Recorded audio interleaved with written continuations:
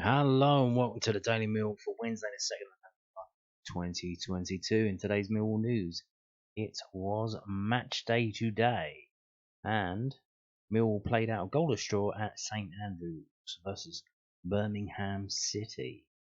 So this is the match report from millfc.co.uk. Birmingham City and Millwall drew 0-0 at St Andrews in the Sky Bet Championship on Wednesday night. Gary Rowett made 4 changes for the visit to St Andrews, with Murray Wallace returning from injury to take his place in the lineup, joined by Mason Bennett, George Saville and George Honeyman. The quartet came in for Bradshaw, Malone, Shackleton and Callum Stiles, who all dropped to the bench. After the torrential rain had gone away, the game kicked off with the Lions creating the first chance of the night. Zion Fleming, however, chipped the ball into the roof of the net after he was played in by Jake Cooper. With 11 minutes played, a long throw from Fleming was nodded out but quickly returned back into the box at pace. Bennett ran at full pelt to attempt to tap him, but the ball raced away and out of play. Meanwhile, Birmingham's first opportunity came on 15 minutes, but Scott Hogan could only send Maxime Collins' cross wide. A Danny McMara attempt from outside the area was blocked with a little over 10 minutes to play in the first half, with Cooper's header saved by John Ruddy as the Lions were having the better share in the final third. The Blues pushed forward in the final couple of minutes of the half in an effort to find the opener, but the sides went in at half-time goalless.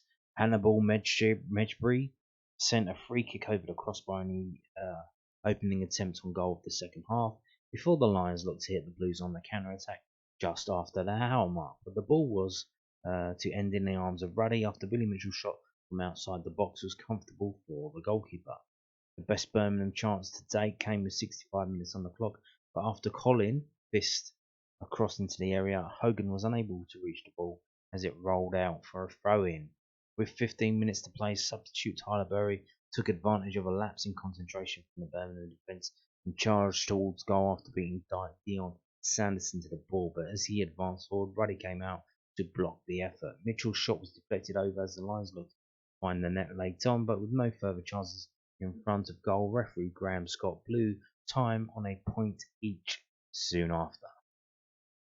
And Mill's team was as follows: Long, McNamara, Cresswell, Cooper, Wallace, Vogelsammer, Honeyman, Fleming, Saville, Mitchell, Bennett, and the subs were Bradshaw for Vogelsammer, Stiles for Honeyman, and Tyler Berry for Mason Bennett.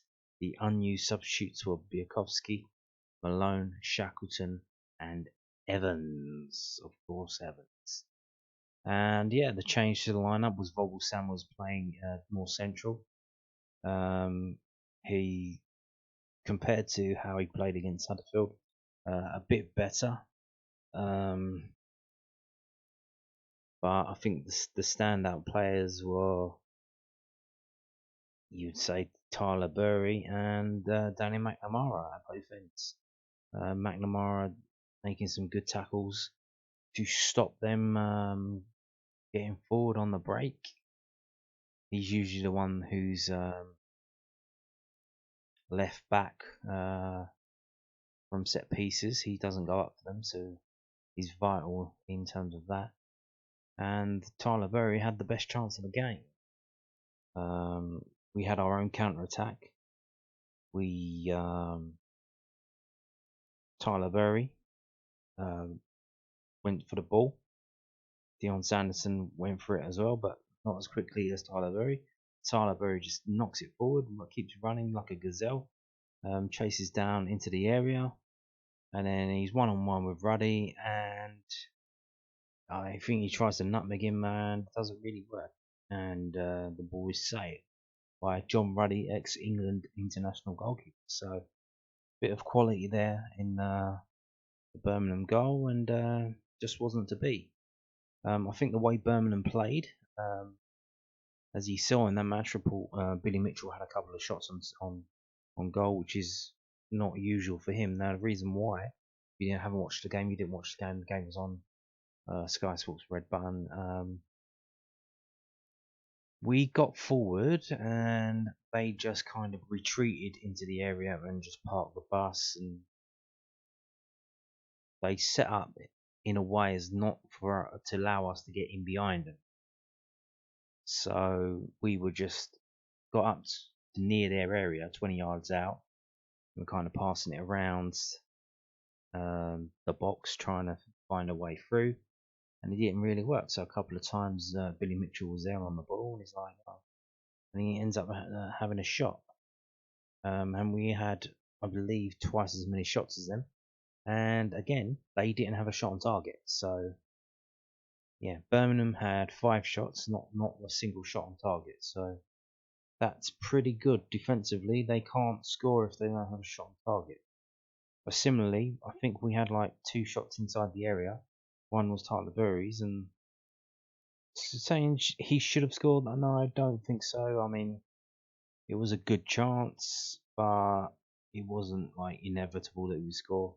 The commentators were saying like Simon Fleming was there, and if he would have cut it across. But I mean, when you're in that zone, when you've just literally run half the pitch with the ball and you're one-on-one the keeper, you've got to have something wrong with you if you don't shoot. Like, you've got to be some kind of psychopath or something if you actually square the ball to someone else after doing all that work and having the chance to score. So yeah, I don't blame him for not passing it sideways, and it's just it's good to see the performance because we were the better team. We were not troubled really at times. Birmingham playing to the referee, falling over, getting free kicks, and then in the second half they start time wasting with it as well, going down pretending to be injured, and then like the guy comes on and then they're up, they're fine, and that just sucks time out of the game. Yeah, it's just a bit shit, and the atmosphere was flat as well. St Andrews, I think it's like holds like 25,000 or so. They had a crowd of 15, but it did not feel like that at all. I think most of all of the lower sections, I believe, were closed off, so it looked shit on TV, and they made literally no fucking noise at all. There was no noise. Now I don't know if that's the Sky cameras, the microphones. Like sometimes if they know there's going to be some swearing or that, they don't put the microphones near the crowd, and sometimes they do boost up. You can hear it. They artificially boost up the sound, so maybe they didn't do it in that game because they couldn't be bothered. But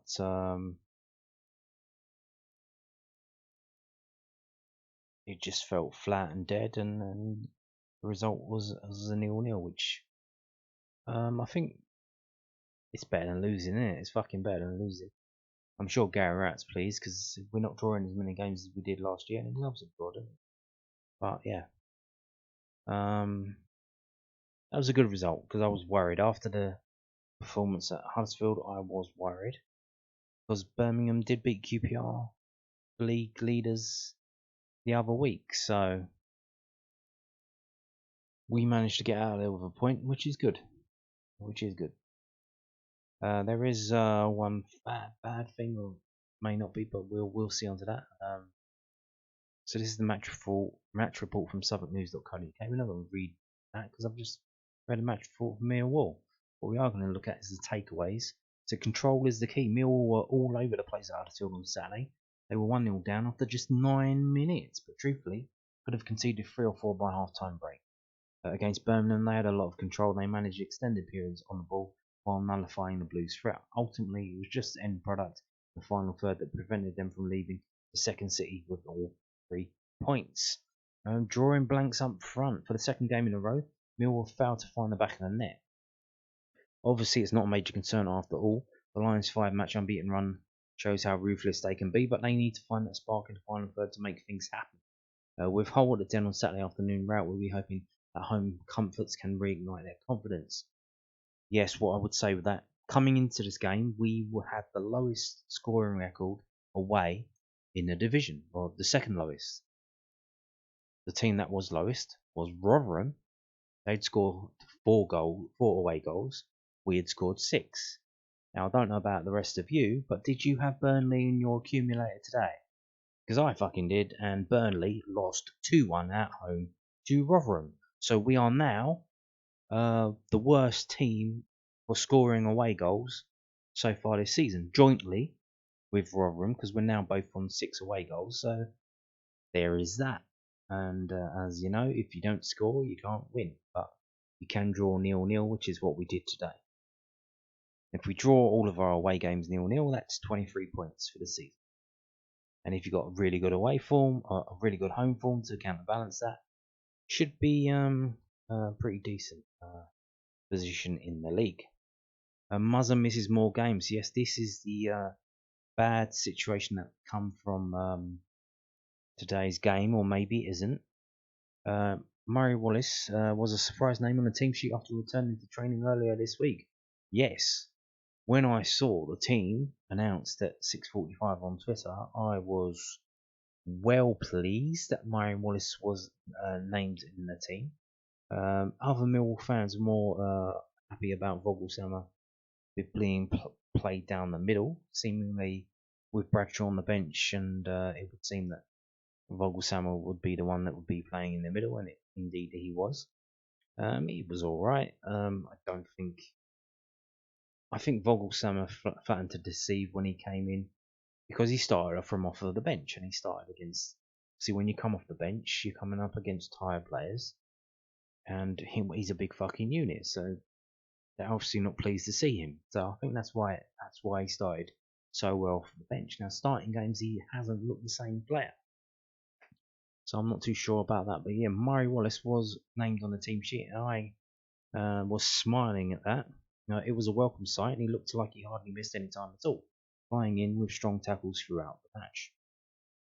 Unfortunately, said tackles led to him picking up another booking.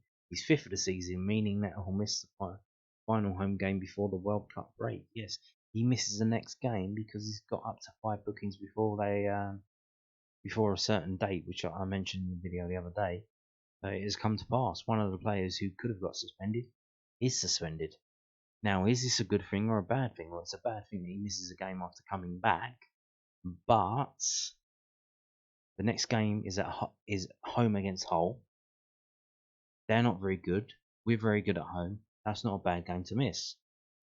It's much better that he misses this game rather than the Preston North End game, because I would much rather Murray Wallace to be playing in that game rather than missing that game. So, good, bad, it is what it is, and we adjust accordingly. So, after the match, post-match comments, some of them, I'm sure we'll get more in tomorrow's newspapers and stuff. So, Millwall boss Gary Rowett outlines what pleased him from Championship stalemate at Birmingham City. So this is from londonnewsonline.co.uk. Gary Rowett was keen to outline the positives after Millwall were held to a 0-0 draw by Birmingham City in a drab affair on Wednesday night. The Lions had the better chances against Rowett's former side, but were forced to settle for a point after the second half substitute Tyler Berry blew a great chance late in the game. The display was a vast improvement on Saturday's 1-0 defeat against Huddersfield, something Rowett was quick to point out. It was always going to be tough with the conditions, said the Lions boss. The only bonus was a big part of the evening, was that it actually stopped raining for a while, which at least kept us dry. We knew it was going to be tough. Birmingham have been very good at home record recently. I watched them play QPR and they blew them away. The intensity and the crowd got right behind them the first 20-25 minutes. We knew what would happen here tonight. We defended really well to come here and for Birmingham to have no shots on target and our keeper not having to make a save was a brilliant effort. Despite Birmingham's home advantage, the Lions controlled the majority of the match and had the best chance to seal the points when Berry broke through on goal in the 75th minute. The former AFC Wimbledon man had Andreas Vogelsammer square noted. I believe it was Zion Fleming, actually, mate. I believe. Maybe I'm wrong. I'm not too sure. But he elected to go it alone and struck straight at Ruddy, but Rowett was reluctant to criticise Berry after the match. Rowett added, "It's a championship. Sometimes one big moment can make the difference between 3 points and 1 point. We had the big moment, we just couldn't quite take it. It was Tyler Berry's run. He did brilliant to get in there in the first place. Possibly he could have lifted it over Ruddy or squared it to Vogelsammer, whereas a tap-in. Again, I understand why he shot. Indeed, that's what I said." Me and Gary agree on that. That was a big moment, and unfortunately for us, it didn't go in. Because up until that point, we nullified Birmingham's threat and had some moments of control. I'd like a bit more quality. I'd like us to settle down a little bit more. But it's a difficult game. Both teams are going at it. Both teams are front foot teams. We want to hurt opponents on set pieces as well as in open play. Doing the voice is killing me here. The ref made a little bit of stop-start as well. It was a tough game. But it was another improved performance on the road in terms of our resilience. The last 4 games, apart from Huddersfield, I think 3 of them had been very positive. So there you go. From Gary Rowett. How does he speak like that? I don't know, it's killing me. Mill boss Rowett knew 0-0 at Birmingham was no classic and explained their pressing tactics. But this is also from londonnewsonline.co.uk, putting out 2 stories straight away after the game about Gary Rowett's post-match comments. Gary Rowett bemoaned Mill's inability to take their chances after discipling Birmingham from Wednesday night's 0-0 stalemate. The Blues had been in impressive form and were unbeaten in 5 prior to the match in midweek. Pardon me. John Eustace's side hashed the Lions after putting in the Championship's early pace setters QPR to the sword last Friday night, but they struggled to later climb the wall. While Rowett was pleased with how his side nullified the hosts and conjured up chances of their own, the Lions were unable to beat John Ruddy in the home goal. You're playing against a team that are 5-3-2. They've got a lot of energy in midfield. They're free, said the Lions chief. We had a lot of ball with our fullbacks, but it's hard to find space. They don't give much space away, and on the flip side, well, we dealt with their their 2 number 8s, because they're very bright, very lively, and keep running into that space. If you press too high, they keep pressing into those outside spaces. 1 or 2 times they did. They got a free kick in the second half where Chong gets away from our players on the edge of the box. There were some good moments. It wasn't a classic to watch, I understand. But we're the away team. It's not our job to make it a great game to watch. It's our job to stop Birmingham from playing and see if we can create opportunities. We did, but we couldn't quite take them. We did stop them from playing. And we made some opportunities, not very good ones, 1 good one, and the rest were kind of long pot shots, and that's because Birmingham played deep to nullify us, stop us getting in behind, and then they tried to play on the counter because they were playing so deep, it was harder for them to do that. So, yeah, there you go. Now, where does that leave us here? That leaves us in 9th place. 1 point behind Preston, who we play next Saturday away, so that is a big game. Preston have this weird stat lines way of playing. Don't know what they've got going on up there at the moment, but they're 7 wins, 7 draws, only 5 defeats, but they've only scored 14 goals and only conceded 15. If you look down the league, they are the worst scorers in the league, jointly with Cardiff. So they're getting the results, but they're not getting the goals. Weird. Now, we play Hull next. Obviously, it's a Wednesday game, and we play Saturday. That's not ideal. Gary Rowett spoke about that earlier. Actually, we'll get onto that now. Mill boss weighs up differences between Tuesday and Wednesday night fixtures. The Lions are unlikely to face another midweek game until the end of December after tonight's trip to Birmingham City. Gary Rowett has admitted that he prefers for his side to play Tuesday night fixtures instead of Wednesdays, although there are very few tangible differences between the two. Well, it depends if it's home or away, isn't it?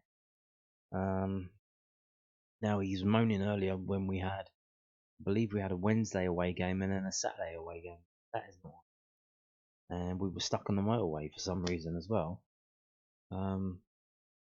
Now, with this rain, there was some flooding around, I think, one of the train stations that closed down the railway. So, are the roads okay? Are Millwall, are they home yet? I'm filming this midnight, so probably not. But are they on their way, or are they stuck on the motorway still? Have there been crashes caused by the rain? The horrific all-day rain that's been happening. We shall see. So, traditional midweek matches in the Championship should be played on Tuesday evening, although the Lions have only had this twice so far this season. Conversely, tonight's match against Birmingham City will be their 4th Wednesday night match since the start of the campaign. Yeah, we know who's to blame for that, isn't it?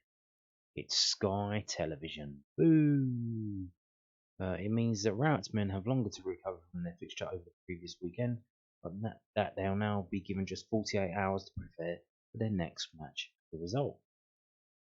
Nevertheless, the Millwall boss doesn't see this as a significant issue, although he revealed that he would prefer playing on a Tuesday if given the opportunity to decide. Either way you swing the cat, you've got 2 days at one end and 3 at the other end, or 3 at one end and 2 at the other end. Obviously. It doesn't really matter. I think I'm a bit more of a traditionalist. I think I prefer the Tuesday if I had the opportunity, but I don't think it truly matters if I'm being honest. You've got to cope with both. Interestingly, we were talking about in the office on Monday with some of the Premier League teams that are in the Champions League. They're flying here, there, and everywhere on Tuesday and on Wednesday. They're flying back. They have massive games on the weekend. They play on a Sunday. In modern football, you just have to navigate lots of fixtures, non-traditional times. That's something you've got to get used to. That's why you have squads. That's why you have options on the bench and you have to use them. I think that's what's changed with the 5 subs as well. I don't think many players are going to play 90 minutes regular. That's just going to be the new norm. That'll be something you have to do to get your team through the long season.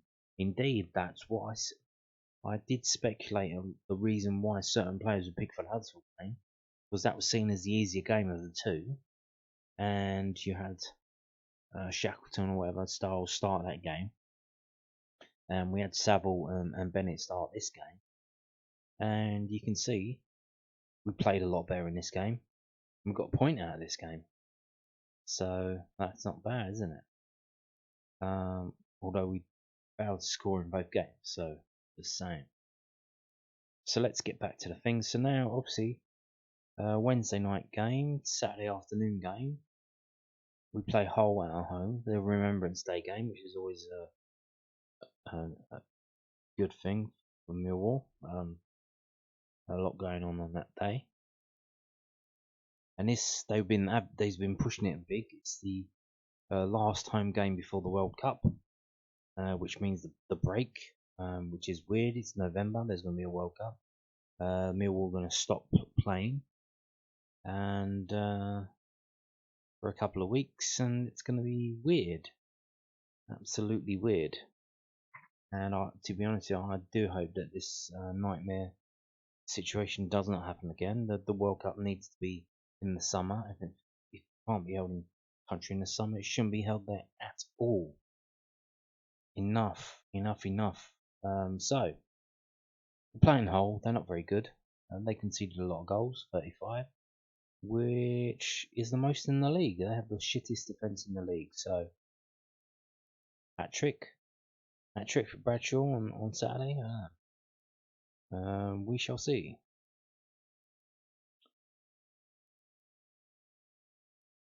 But we shall look at, as you know, away situation. So home form, there we are, 21 points at home. Third best team in the league in home games.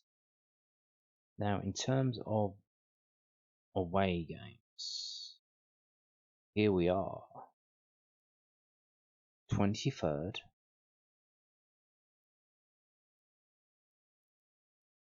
Just above Huddersfield, who haven't won away yet. They've played 2 less games than us.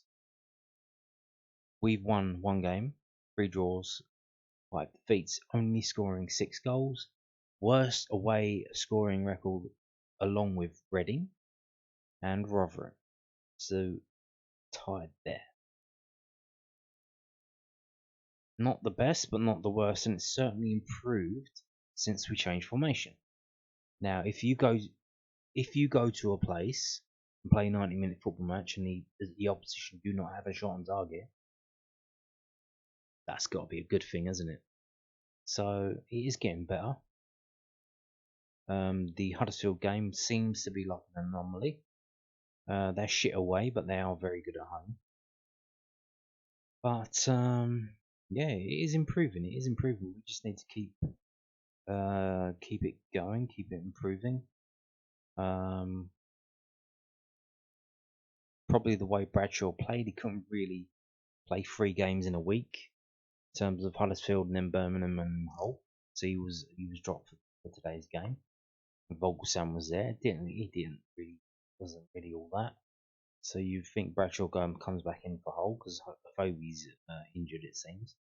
So we crack on with Bradshaw and see how he does. Hopefully he do well against Hull. And although, so this is the away form. Let's have a look at Hull. Look, they've won their last 2 away games. They beat Rotherham 4-2 and they beat Blackpool 3-1. Okay. So they can score. That's okay, that's kind of worrying then. They've scored 7 goals in their last 2 away games. Ooh, okay, and Murray Wallace is missing, you say? Okay. Well, that's a video for another day when we'll preview the whole game, but yeah. Millwall are 9th. We drew 0-0 with Birmingham, who won all that, to be honest with you. And they've only scored 18 goals overall in the league, so it's not bad. It was not bad. And on that note, thank you for watching and goodbye.